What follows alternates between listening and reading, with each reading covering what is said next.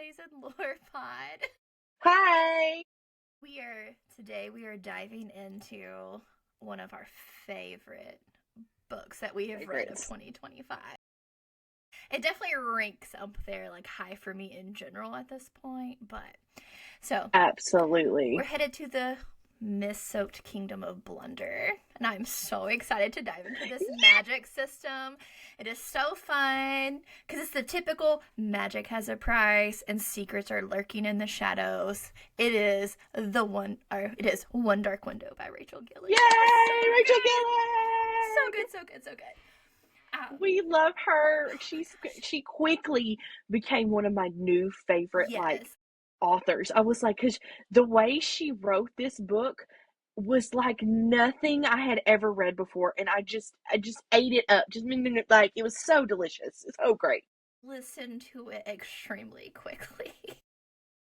Mm-hmm. Because Totally. I couldn't pause my phone. No. Oh my gosh, it was so good. Like I listened to it when I went to the gym even. Yeah. And I have to be like really locked in on a book for me to listen to it while I'm working out, like lifting and stuff. Like if I'm walking, I'll listen to it, but I just could not. I was instantly hooked because the magic system and just everything. So good. And it's a duology, which is I love a good duology. I wish more fantasy books. Like I love a good 5, 6, 7 books, but I love a duology. I love the ability to read a book, read the next book, and the story's finished. So I love that. I love that about those books. Yeah, like I love a long book series also, but like there's a duology is just like a chef's kiss because it's like you lay out the world, you get everyone intrigued, a bunch of crazy stuff happens in book 1, book 2 continues and just wraps it all up in a nice pretty bow at the end. Is my favorite. Just like thank you for this beautiful package. Here you go. You can read this. You don't feel like you have to, because I'm going to sidebar for a second, just a little bit, because I also feel the same way about the Marvel universe. I think that I love the Marvel universe. I truly do. But I don't have 15 hours of TV to watch 6 series in a row. If you give me a movie, give me a duology, give me a show, like when Marvel was in the theaters and they were putting out movies, I ate it up because that's 2 or 3 hours at a time. You can complete a story in that amount of time. So I feel the same way about duologies and long series. I like them. I like a long series. I love a shorter book better. I just do. That's just me. Yeah. I like it. Especially if you're kind of unsure what you want to read, maybe in a book slump or whatever. A duology is the perfect fix for it. It is. Like I'm pretty sure I was in a reading slump when you recommended this book to me. I was like, okay. So good. I don't even know how I found this book. I think I may have run upon it on Book Talk, maybe. I don't even remember how it appears on Book Talk from time to time. I think I had seen it once or twice, but I'll be honest, I don't trust many Book Talk recommendation opinions. I have to vet them before I'm like, okay. Fair enough. But like you're like, hey, this is great. I'm like, okay. Okay, I'll read it. Download this now. Yes. This is also a perfect time to remind you, if you have not read the Shepherd King duology, One Dark Window and Two Twisted Crowns, press pause, save this for later, and go finish reading or listening to it, because we would try to stay in One Dark Window. Spoilers are always on the table. We'll always on the table. Two Twisted Crowns at some point as well, but we might talk about some of those things as we get excited and talk about this series because we love it. So, it happens. Spoiler we love warning. Here you go. So now that our spoiler warning is out of the way, I want to know what your first thoughts were when you dove into this world. Is this your first dark gothic fantasy you've ever read? What were your first thoughts when you dove in? I think it probably was my first, what would be marked as like a gothic kind of vibe fantasy. I've read a lot of grimdark things, but this is probably the first one that gets labeled gothic and more in the kind of a little bit of romancy stuff, but mostly just like fantasy. I was immediately hooked. first chapter in, when we're with our girl Elspeth, and she's just like talking about the infection and all this stuff. I'm like, wait, what's happening? Right. I was immediately like, oh, I'm intrigued.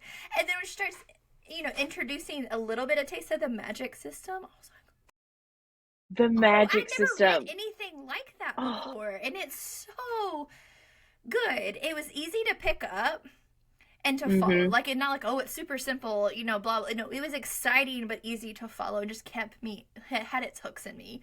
Because we start getting characters introduced. There's a couple characters. I was like, I don't like you. Love you by the end of the series.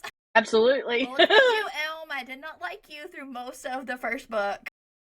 Yeah, we love Elm. We love Love him Elm. We won't. after book 2, but I was like, you're kind of a dick. Like, Yeah, I absolutely. don't think it's Absolutely. like, you're not like the funny side character where it's okay just yet.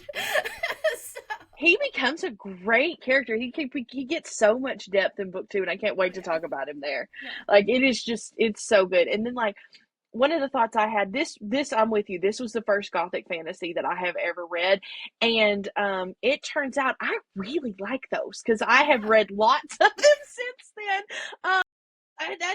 That is a genre that I super like, and I didn't realize that because like I don't really think of myself as like the medieval girly. I don't, I like a good Ren Fest. I love a good Ren festival, but this was like this. I like this a whole lot, and then like you said before, like the magic system. I had never because I feel like fantasy books kind of follow a general trajectory of you know underlying with a fantasy novel is always an overthrowing of the government. Like that's pretty much what a fantasy novel is. And you've got a main female character, a main male character. Usually the king and queen of the city is the bad guy. And this kind of has that. This kind of has that element. Blunder is run by the Rowan Kings.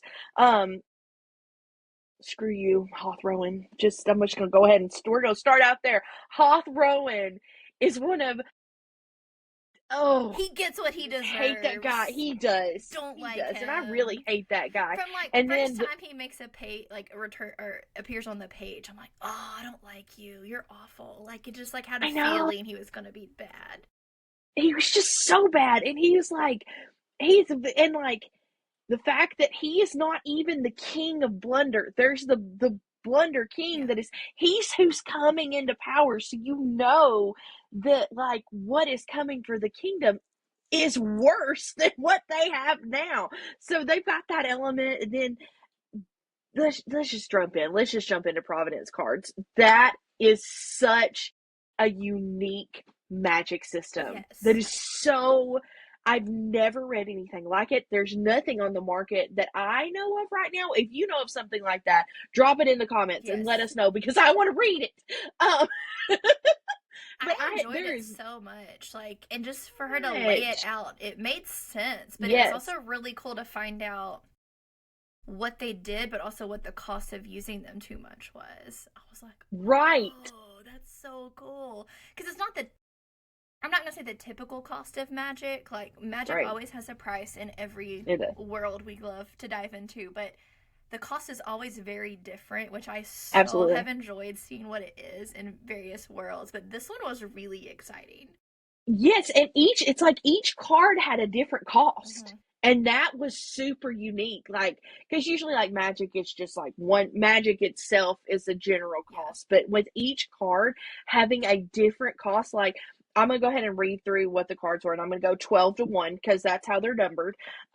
There are 12 black horses, 11 golden eggs, 10 prophets, 9 white eagles, 8 maiden cards, my favorite card, 7 chalices, 6 wells, 5 iron gates, 4 scythes, 3 mirrors, another one of my favorites, 2 nightmare cards, and 1 twin altars card. So each card system has a different cost. Like a black horse card, if you use them, and we know those are reserved for the King's Knights. When the King's Knights use them, it makes them super physically powerful, but it also, their cost is it makes them weak.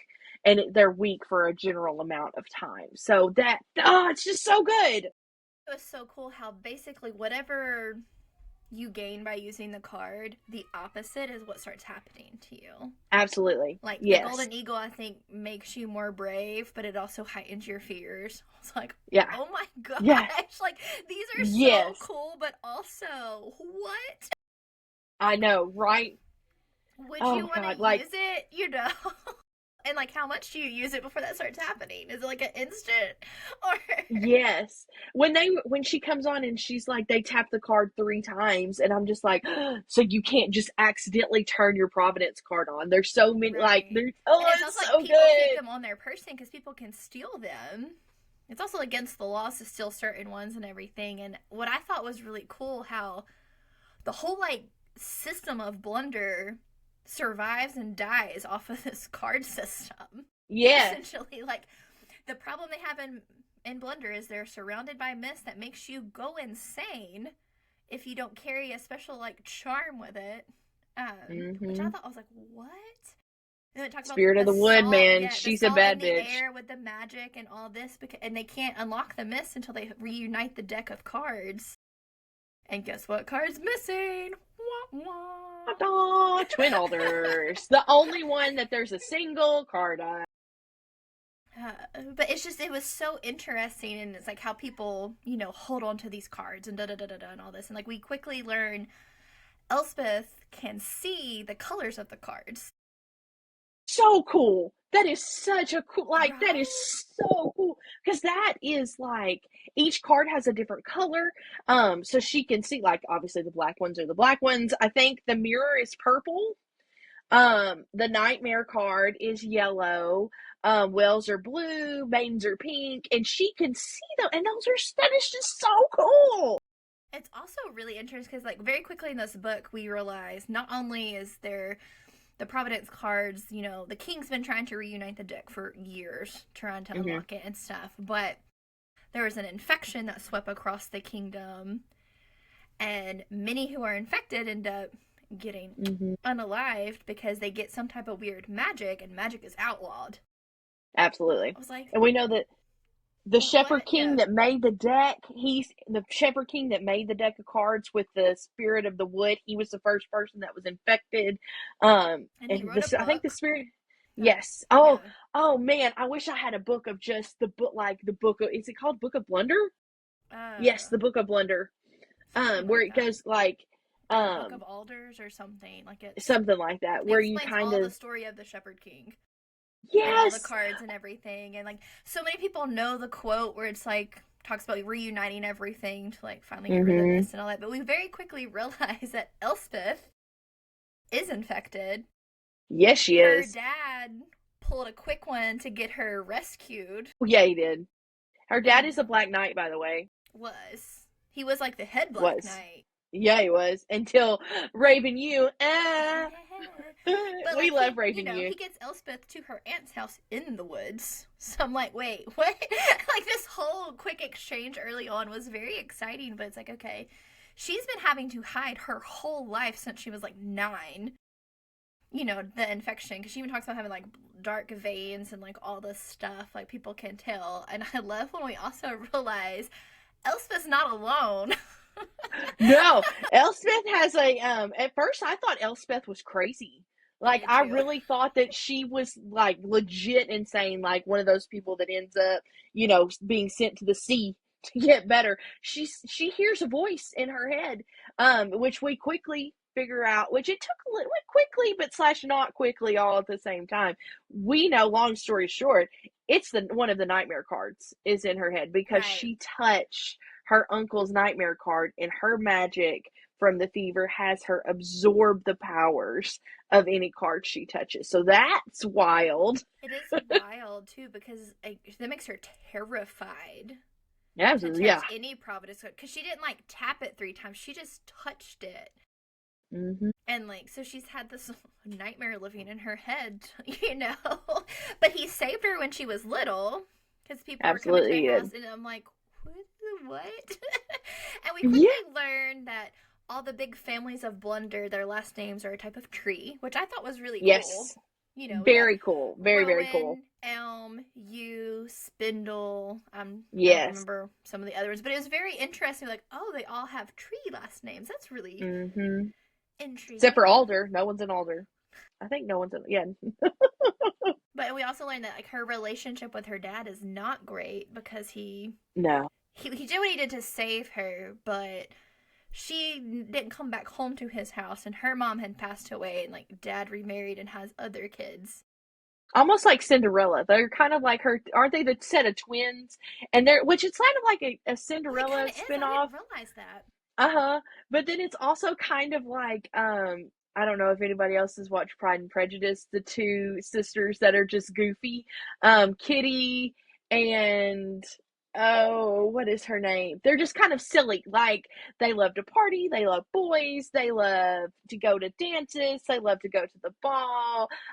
Which Elspeth's two sisters are twins and they're kind of that way, except very much more conniving. They're very sly. They're very kind of crude to Elspeth. So we see that she lives with her uncle and her aunt, and her cousin Ione is one of her very best friends. And then we find out that her uncle has convinced can you see it's we're gonna have a game, how many cats can you find in Erica's videos. Her uncle quickly, we learned, thank you Noodle, um betroths her to Hoth Rowan because he has two, is it two cards that he's gonna get He has him? the nightmare card that Like, he's gonna bargain, but the weird thing is yes. he's had it for years. Mm-hmm. But we get that kind of insight when he's speaking with her aunt about like paying taxes and all that, and she's like, "Well, we're already Mm-hmm. kind of behind, da da da da da," because financially the whole town of Blunder is struggling. And he Right. goes, "Oh no, I have a plan." Like he doesn't even tell the aunt until they get to the castle for some No. celebration that he's planning on marrying off Ione. And it was very interesting. We get that like first scene where Elspeth has to go to her dad's for some family get Yeah. together. We see like her stepsisters seem to like her kind of, but they're Mm-hmm. very much excited about courtly things, and Elspeth's like, no, I try to avoid court like the plague. Like Yeah. and but her stepmom is awful. Like clearly does not She's a like hoe. her. Right, yeah. And I love how when she flees her house, like her parents' house, she runs into a highwayman. That Because she's scene like, was I gotta get so the heck good. away from here. I love it. Like she's trying to get back through the woods, runs into these highwaymen, fights them off, kicks their butt. Yeah, she does. And I'm Thanks, like, who are Nightmare. these highwaymen? I was instantly like, who are they? Because they had to serve some type of importance. Right. We learned that they're trying to get they're looking for Providence cards. Right. Like that's what they're after. We And I also love learned they that were the told to be on the highway by yeah, someone with they a were. profit And I was card. like, And I was like, when she said that, I was like, oh, they were told to be waiting for somebody. it is wild. Like it is so like it's just a wild ride. It's so good. And like I love when the Nightmare like kind of he didn't really take over Elspeth yet. But he kind of like imbues Elspeth with Yeah. his powers, and he's like super strong and super buff, but she gets these yellow eyes, and I'm like, God, that's gotta be terrifying. Like just to look out in the woods and like see these glowing yellow eyes and then get your ass kicked by this girl. It is wild. But it was crazy because their relationship, like, I didn't notice it on my initial read until we get towards the end of this book, but the nightmare becomes more and more active in her head, Absolutely which we does. find out towards the end is because he's taking over her slowly. But the more she Yeah, uses his kinda. magic, the more she uses his magic, the more control he gets. But Mm-hmm. he kind of is looking out for her best interests because it aligns Yeah. with his. It does. It definitely does.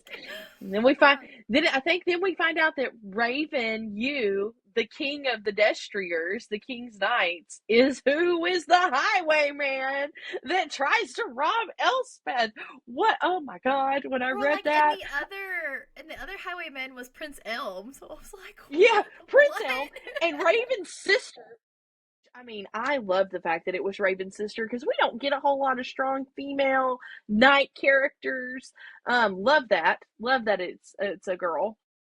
And then we know that like the reason they're trying to reunite the deck is because Raven's youngest brother is infected, Right. and the Rowans have him captive, and they plan on because to reunite the deck, you have to shed blood. Of The an Rowans are infected going. person. Yeah, the Rowans are going to sacrifice Raven's youngest brother whenever they get the deck united. Um, oh, that right there just kind of broke my heart when I read it. It was so sad, but he's a really kind of funny character, Emery He is, really because is. like I yes, love Emery. he's dying. Like he's clearly very Absolutely. sick physically and mentally, but like when he's Hmm. talking, he says the most crudest things. It's so funny. Cuz I'm picturing like a 13-year-old boy saying all this like a random stuff. Like a prepubescent child. Yes. And I don't know if it And you're says how just, old he actually is. But I know he's younger than Raven. But I just picture like a very young teenage boy saying things. And I love it. He's like, oh, I thought you were here to see me, Elspeth. Like, I know, and I'm just like, oh, precious Emery. Oh. So, there's a whole lot of want, there's a whole lot of need. There's more than one people trying to reunite the deck. There's all these highwaymen. There's different groups of highwaymen trying to steal Providence cards. It's so good. It's so good. So then I feel like the next part, Raven convinces Elspeth to join him yeah, to. kind of like, because I thought that was a very interesting dynamic too, because she was Hmm. very terrified of him because he is the head Yes. destroyer. We find out he's also secretly, trying to go against the king to reunite the deck Hmm. and all this stuff. We also find out later he's also been infected and has magic. Yes. Oh my God, that moment But also, blew like, when my it mind. revealed that he can only, like, his magic is he uses the ability to use Providence cards, I was like, oh. I was like, I didn't think about that being a possibility. That is wild. Like, I eventually he also can't use them I anymore. was I was also like, what? instantly terrified on how bad that was going to come back into play later. Oh, me too. I was I convinced. was like, Oh oh man, no.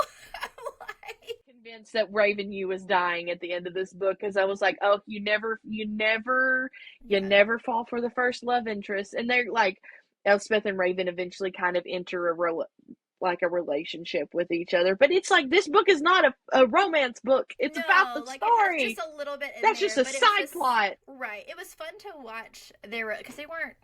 I'm sure they might get labeled enemies to lovers, but they're more like reluctant allies. Absolutely. Because they neither one of them super trust each other, but they know they need each other to get to the end Yes. goal. Yes. Absolutely. And Raven kind of figures out Elspeth's secret to some degree, so she's like, "Oh crap, I have Mm-hmm. no other choice but to like play this out, essentially." But I love the nightmare when he's talking in her head. He's like, "Ooh, a you," He's like Mm-hmm. observing and thinking all this, and like he instantly doesn't like Elm, but he's like he's also different than the other Rowans. Mm-hmm. It's like because he's not a total Hmm. asshat. Like, why is he different? What? We When it find when out he is pretty about halfway Yes, through we this do. book. It's like okay, he's not completely as bad as his brother, it seems, but A lot of it's an act. yeah. And he also doesn't trust Elspeth, so he's trying to protect his family. Like, Not one bit. He's just like, you know, you are a psycho. yes. And you've got superhuman strength that you just use sometimes? How does that work? And like, No. why are your No, eyes no, no. yellow sometimes? Like, Yeah. Yeah, he's just like, oh, no, she's going to screw us over. Which is a real, like, I respect that out of a side yes. character. Like, I'm glad Like, that's someone pretty could good. recognize that this was not maybe the brightest Mm-hmm. idea. But I thought it was funny how they just like let her come live at the Yu's house. Yeah, just like they're like, oh, to make this work, you have to be engaged to Raven. Or And like now, or like, possibly some betrothing each other or whatever. But I also find it courting. funny because she's an adult. She's like 19 or Yeah, 20. she is. But it's like, oh, but for this to look okay. I'm like, what? I was like, For this to look okay, you're telling me you're going to let me move into my boyfriend's house and I'm 16 years old? What? Hello? but it's just funny. It was like Yeah. to make it sound like, well, she's already been like disowned by her dad, so does it really matter? Like, and we also find out later her uncle's a piece of shit. So Yes, he is. Yes, he is. And we'll talk more about his piece of shittery in the next book.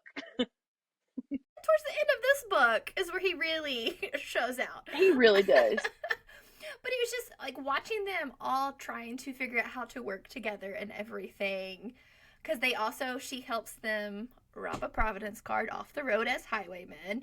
That's a wild exchange, too. Yes, it is. Because that's how Elspeth gets injured. She encounters Hoth in this, even though, yes, her face is covered and all this stuff. But he was very quick on the uptake that Elspeth was suspicious. He breaks her arm, and he breaks her, wrist or something. Yeah, something. So then, when I forget, is it his name day or something? There's a party or something, and they all use the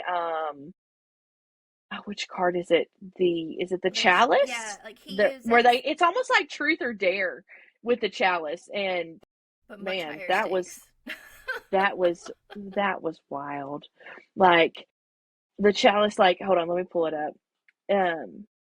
While you're was it the chalice? Yeah, it's the chalice is the truth. It forces the truth, a truth. Yes. And it's you can chalice turns any liquid. Yeah. Which is crazy. Yes.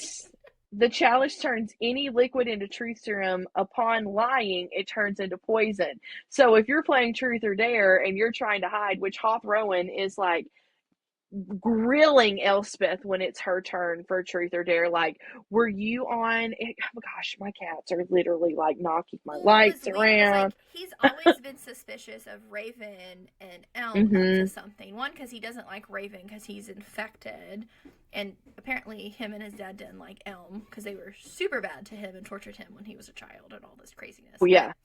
He's very suspicious of his relatives, which was weird to me, but he uses them to get to Elspeth because he knows but can't confirm that she was on the highway. Absolutely. Something's not right. But I thought was interesting, before they end up at that party together, Ione's there and she's under the spell of the maiden, very emotionless and yes, all this stuff. But just blank. She knows to cover for Elspeth. Mm-hmm. She's trying to misdirect Prince Hoth already, and her and Elspeth haven't talked in a long time.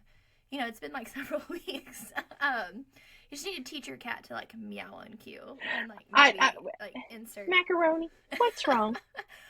But I thought that was weird because with the maiden card, it kind of turns you cold, so to speak, is how they word it. But she was still trying to protect Elspeth, even though she didn't have a clue what was going on. Right. And that's why I was Ione's not completely turned wretched out of this. No, she's not. Ordeal. She's looking out for Elspeth, and still when they're playing the chalice thing, tries to misdirect and But I thought that was wild because Elspeth didn't finish the game.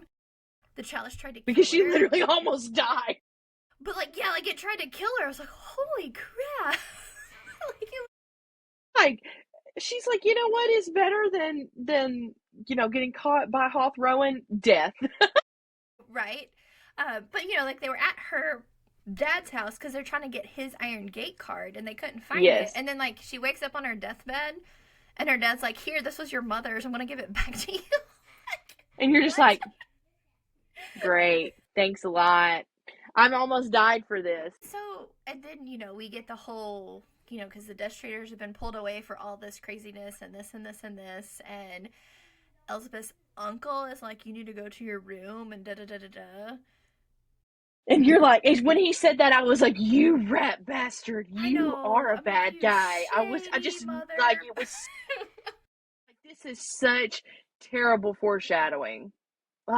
He says to go to your room, your aunt is waiting for you, they're going to do some, y'all are going somewhere. Raven, you is I'm never going to leave you, I've got to go do this for the black, for the Destriers, we've got to go to this training, and I'll always find you. He kind of says, I'll always come back to find you. Well, Elspeth gets attacked by Hoth Rowan, and the head healer guy. But that whole scene was so crazy to read. I started it and could not do anything else till I got through that scene. No, once you get to that point, you just have to finish the book. It's just Oh like my if you, gosh. Yeah. it's like that point. I think it's in like the last 5 or 6 chapters of the book is when that Yeah. happens, and it's like Elspeth is injured, right, a broken wrist. She's weak because she's been poisoned. So she's bargaining with the nightmare, and the nightmare is just like, "Do you trust me?" Well, and And at she's, this point, she's already discovered he's slowly taking over her because mm-hmm, she's figured out the nightmare's the Shepherd King.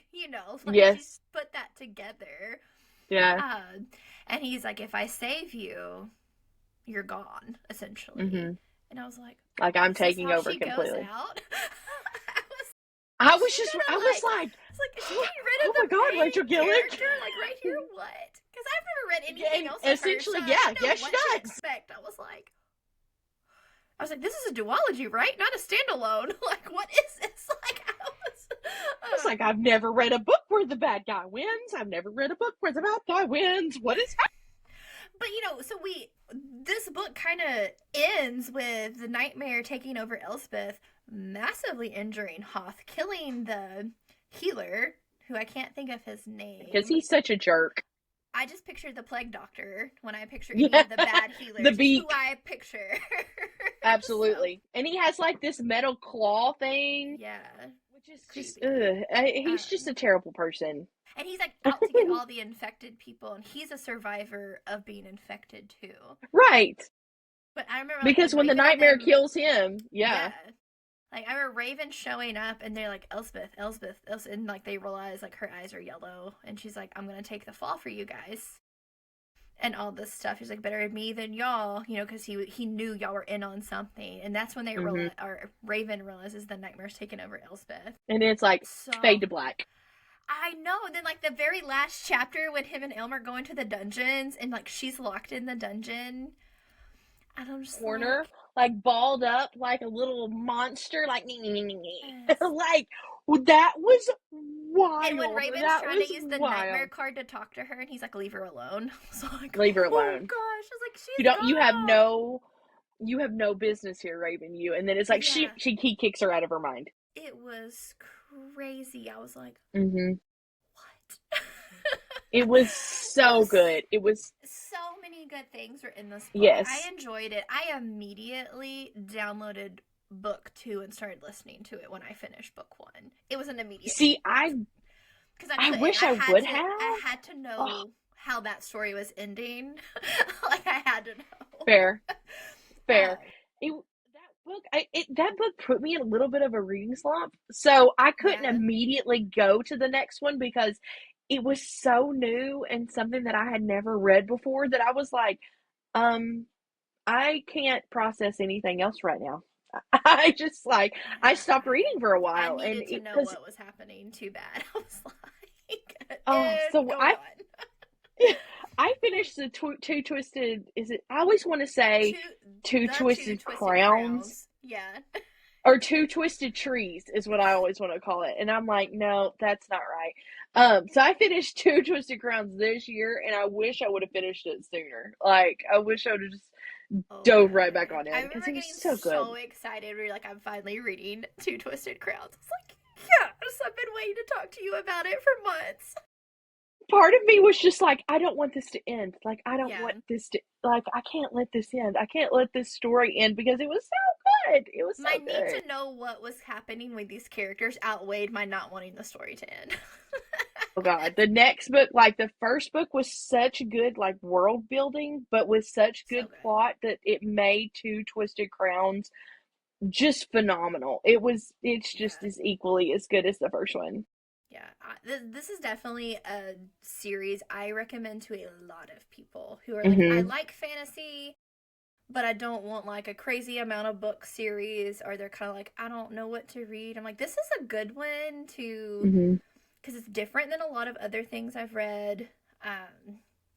Not a hard to understand system. It's got No, just not at enough all. fun banter and a little and some romance that it like any of the romance girlies are gonna like it. Um, Absolutely. so and as with anything, like some people love it, some people hate it. I'm like, you're all entitled to your own opinion. You are. I actually don't know anyone that hates this book though. Like I've Yeah. not encountered anyone that hates it. I'm Not sure in person, there's I someone out haven't. I've seen there. a few people on Book Talk that don't like it. I'm like, that's fine. I will question your other That's book fine. recs from here on out. But Absolutely, because and that's okay because people read different genres. So if like if you absolutely. didn't like this book, the books that you recommend, I'm probably not gonna like because I'm not gonna like what you read, and you're not gonna like what I read, Yeah, and and that's may or may cool. not, and that's fine. But this story is so good. I Hmm. do I have a have a question. Oh, go for it. same. You go first, and I have some too.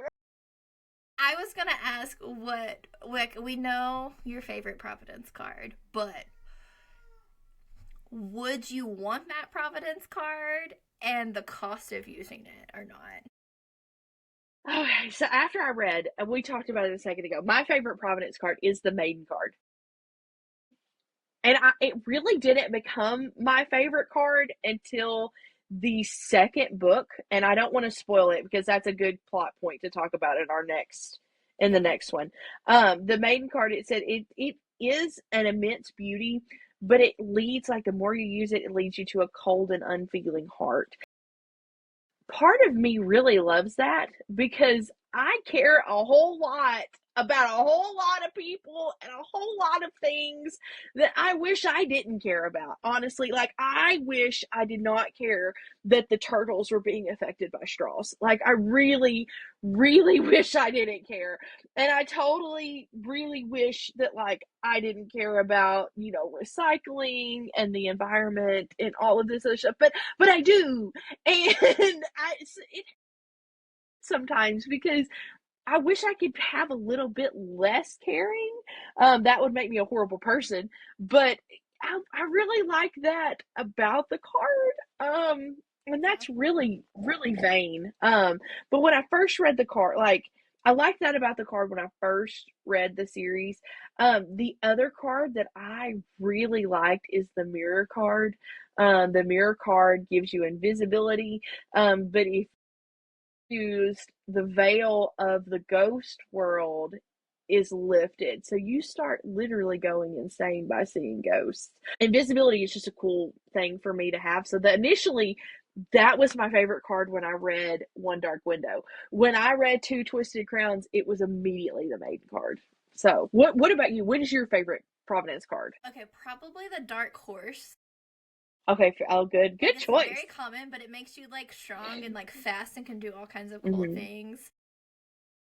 Or the mirror card because the Yeah. invisibility and stuff. I'm like, I'll risk the shadow world. It's fine. And Like, honestly, like, who hasn't wanted to talk to a ghost before? I have. I've always wanted to saying talk to a like, ghost. I Like when read another Noodle, book like that the shadow there was a guy he could slip through the shadows in it, and like the shadow world, if you stayed Danny too long, would Phantom, try to hello. like grab you. I'm like,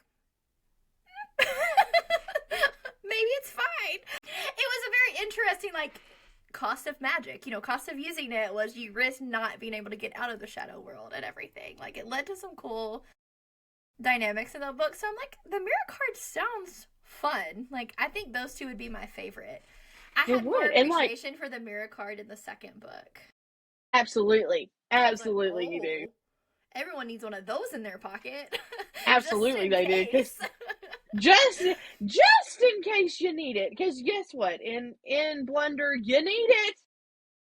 So crazy area. I picture a town like the size of McEwen. It's Yeah. not very big. It can't be that No, big. not one bit. No, no. So But my question for you plays off the town of Blunder. This will kind of go in there. It says this story is drenched in eerie forest imagery and a claustrophobic sense of secrecy. How did that gothic setting shape your emotional experience of the story? I do too. I love the high stakes of if you don't have magic and you end up in the mist, you better get back out or you're gonna get snatched, essentially, without your little charm thing. Which I thought was interesting. If you have had the infection and survived, you can survive without that. Because Absolutely. Elspeth didn't know that, and it was really, really cool. It was also terrifying when Jesper ended up in the mist without hers. I was like, no, I love her. This can't go down like this.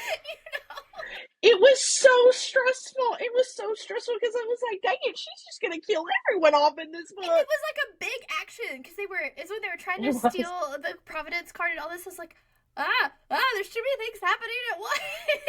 But I definitely had to reread that. Definitely had to reread it. because it just added to the stakes of what they're doing so much more. Like, I love a good, we're on our quest doing our thing, but there's a high level of danger. Just makes it way more fun. Absolutely. Absolutely. What about for you? I really like it was just such a unique thing about it. Like, and to me, like it for a little while, it took me a little bit of time to kind of picture Blunder. Like I got it immediately. I got castles, I got fog, Yeah. but how small it is, and like it's almost like each little area has a bubble where the mist is around them but is not overtaking them. And I think it has to do with how many people like little charms there are make almost a little shield, and it I didn't kind think of about that. pushes the mist out. Yeah, that's how I thought about it.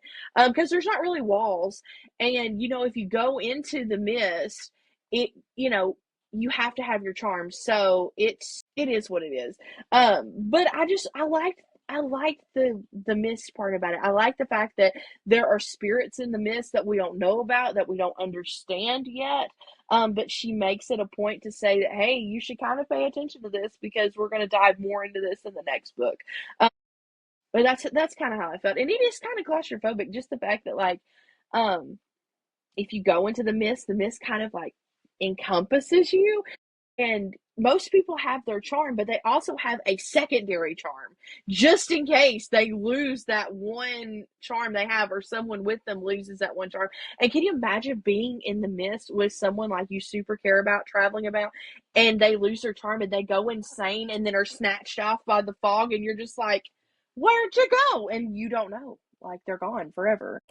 I enjoyed it because I'm an outdoorsy person Mm-hmm. and immediately pictured like traipsing through the woods at like just before daylight or just as it's getting dark. It's like you're staying close to whatever light source you have and all the, Mm-hmm. things like that, or when like the fog's rolling in. Excuse me. Yes. And like a That's just what snap. I pictured. Yes. Like any snap you hear, you're like, what is And that? you're like, crap, I'm fixing to You be know. eaten. I mean, like it's possible. Not It so is. much around where we live, but it's possible in places. But It's like possible. that's just like that helped me picture it. Like that's kind of what I pictured when I was Hmm. reading through that. It was so good, and just when she It was describes so like good. how quickly the smell of salt is like overtaking your nose. So Hmm. I'm like, so like if you jump into the pool and the water goes up your nose, that's what it feels like. Yeah, I get either that or like the smell of blood. Like I thought of it Yes. as like the smell of blood. Like, Yeah. because blood is kind of salty. It has a very distinct Yeah. Or like smell. just And like I when they was describe it like, like metallic-y smelling, I'm like, it does hmm. kind of. Yeah. I was like, oh Okay. God, the mist smells like blood. Oh God. Yeah, it was really good. Did you have any It favorite was. quotes from this book? Anything that sticks with you? Oh gosh. Not off like I just loved the whole thing. I love Yeah. the be wary, be clever, be good. Like Love that that. is just that if you can see it's like that's a perfect way just to kind of describe how you need to be in Blunder if you're gonna live. That's probably my Really? favorite quote. What about Yeah. you? I like that one, but probably one of my favorite ones from it was I had to write it down. It was like we are all monsters in our own way. Some just hide it better than others. I was like, that says Yes. Blunder completely. Yes, it does. And I Absolutely. like this saying that it gets said a few times in there because it's from the Book of the Alders, where it's like Hmm. the girl, it's like the girl and then the king and the girl and the nightmare they became, or something. And I was like, Yes. I didn't realize the significance of that until later in the No, book, and I was like, oh my, because it says it several times throughout the book. I'm it like, does. okay, she It has does. a And nightmare in her before each head. Yeah, but I was like, then when it said it right there towards the end, I was like, oh, that was some serious foreshadowing. Okay. and it's like I feel like at the end wasn't there like a poem that Yeah, it like like says kind like the of whole like summarizes. thing. Yeah. Oh, it was Um, so good.